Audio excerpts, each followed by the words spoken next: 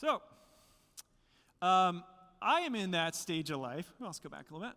I am in that stage of life where I've got a little 4-year-old boy at home, Lucas. And Lucas, like a lot of those kids who came up today, loves to play a game with me. And he loves to play hide and seek, in particular, whenever we go to the playground. He loves that game. Now, it almost always starts out that I am it, because Dad's always it. You know, Dad is always, every once in a while, he'll be it, and then I'll kind of like, be hiding, and he'll find me right away. But I'm almost always it, and I will count to 20, or sometimes he asks me to count to 1 billion, and he doesn't really know what that means, so I just do 1, 2, skip a few, 1 billion. And then he goes and hides. And at the end of, I'll say 20, and ready or not, here I come. And Lucas is at the age where he will go hide, but you might imagine that Lucas, being a 4-year-old, is not the trickiest hider out there. He's not the best hider. Sometimes he's more or less right out in the open. I think the kids today maybe had to step up on Lucas, because when I turned around, I didn't see a single kid. They were way better. So Lucas, maybe not the trickiest hider out there. But I, as the seeker, I'll look around the playground, and I'll look to my left, and I'll say, no Lucas over here. And I'll go over to the right side, and I'll look to my right, and I'll say, no Lucas over there, right?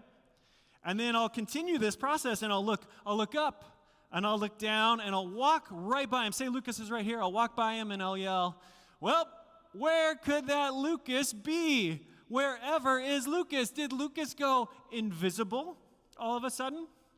And then at some point, Lucas will invariably yell, I'm over here, Dad, which is not the point of hide and seek.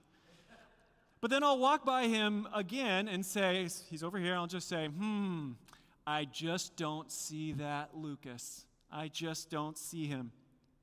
Now, you might imagine how much joy that brings to Lucas to be such a good hider, right? Because it is very fun at times. I think it's really, really fun sometimes to pretend to be invisible.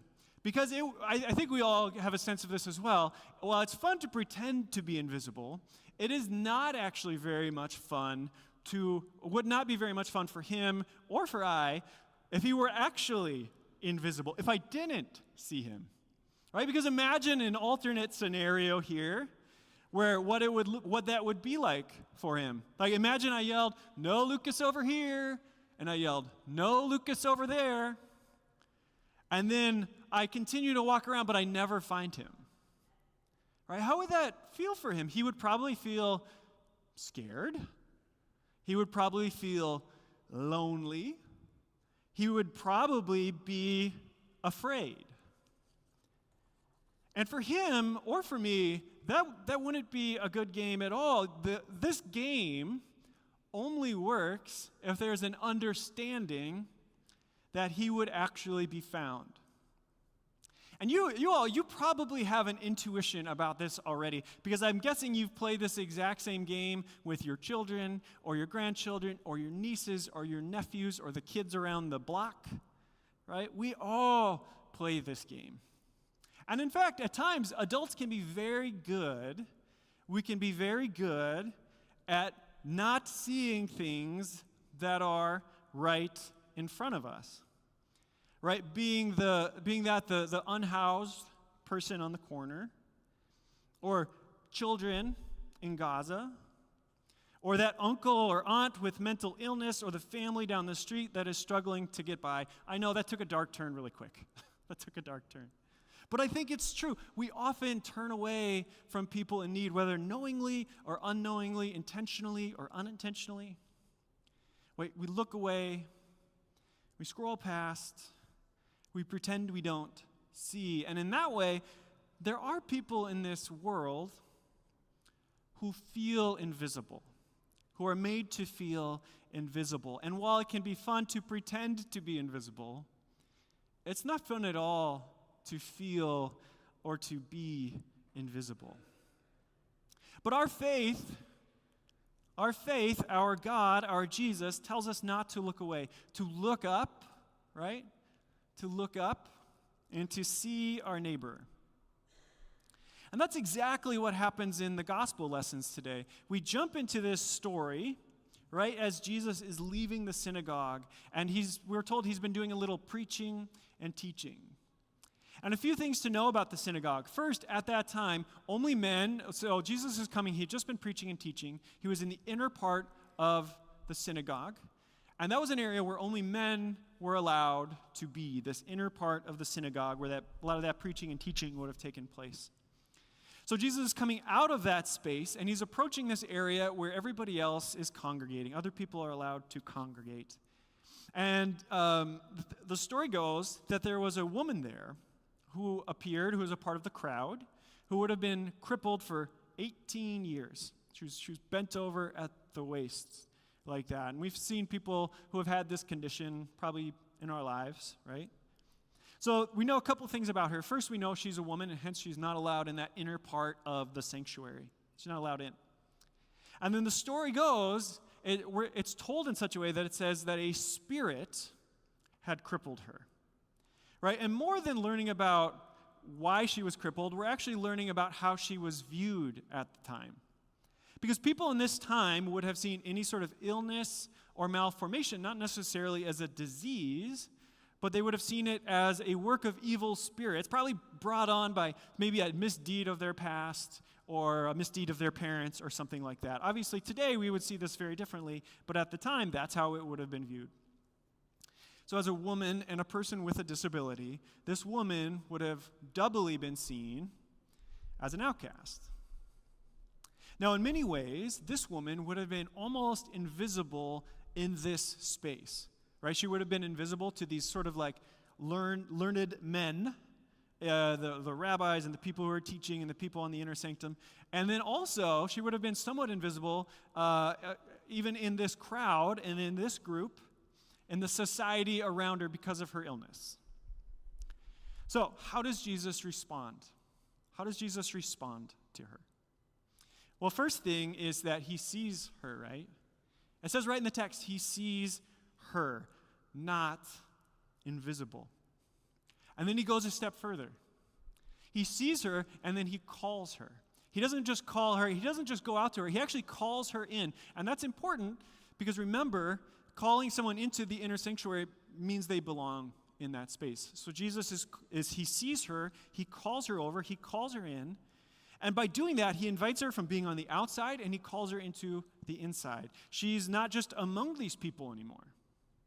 She's actually the focal point. She becomes the focal point of the story. Imagine going from being made to feel invisible to being the focal point of the story. She comes over to him, and Jesus speaks to her to let her know that she is seen. And Jesus says to her, "Woman, you are set free from your ailment." And then he puts his hands on her. And again, not invisible. And she is healed. And now everyone sees her. And they see her. Not only do they see her physically, but they see her, what is she doing after Jesus heals her? They see her praising God. See her praising God. Now, there are all sorts of invisible people in our world today. Sometimes people with disability feel invisible. Sometimes people who are without a home. Or sometimes the poor, sometimes the elderly, sometimes the lonely, sometimes the indigenous, sometimes people who are migrants or refugees, sometimes communities of color. At times there are people in our world at various times and places and spaces that feel and are treated to be invisible. These people go unseen all the time. But one of the most important things that we learn about Jesus is that Jesus sees them. They are not invisible to Jesus at all. So as Christians, as followers of Jesus, maybe we should ask ourselves, how do we do the work that Jesus does when it comes to seeing the unseen? Not just as we talk about it or as we preach about it, but actually how do we do this? How do we do this work of seeing our neighbor?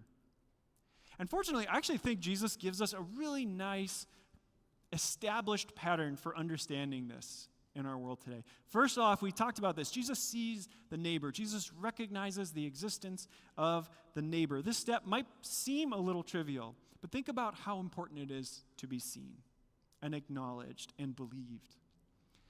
Over my continuing education this past week, I read a book by Pastor Yolanda Denson Byers, and she is a black and gay pastor in the Twin Cities area.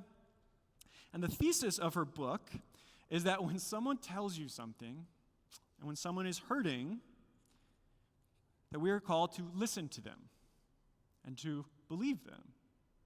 She writes, when a leader of color trusts you enough to hold their story, lean in, listen intently, validate their feelings, and offer support. The next thing Jesus does is he calls the neighbor. For us at Wood Lake, that might mean asking ourselves, how do we continue the work of creating more inclusive spaces?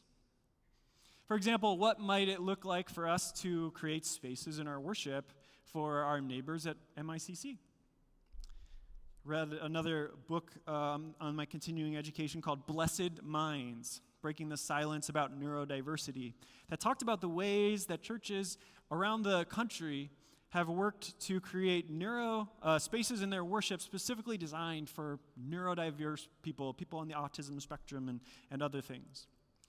And some churches have done things like having bouncy balls and weighted blankets, bean bags, fidgets, even a stationary bike present in their worship space to help include people who are neurodiverse, help them worship with them. Number 3, Jesus speaks words of healing and hope to the neighbor. I think that's something that all of us can do. Everyone gathered here, we can speak words of healing and hope to our neighbor. Deb, where's Deb doing her kindness bags? That's an offering of healing and hope to the neighbor. It's a little thing that we can do that says, God loves you, you are seen, you are recognized, you are valuable. Right? What a neat. What's that? And she's also fidgeting. Okay. No, I won't call you out for that. I'll call you out for the other thing though. And actually, I'm glad you're fidgeting as well. I'm glad you can do that in this space. All right? So there's so many ways that we can offer words of healing and hope to our neighbor. Start to consider that. What does that look like? Number 4, Jesus lays hands on the neighbor. Right? Jesus makes a physical gesture to this woman who's bent over. For us, that might look as simple as giving a hug to someone or a high five or just being in presence together. In church, sometimes we invite folks to make a sign of the cross on their forehead when we do the baptism or confession as a way to have a physical action attached to that love. Jesus heals the neighbor. Only God has the power to heal, but we can participate in God's healing by praying, volunteering, donating, advocating, and amplifying our neighbors' voices.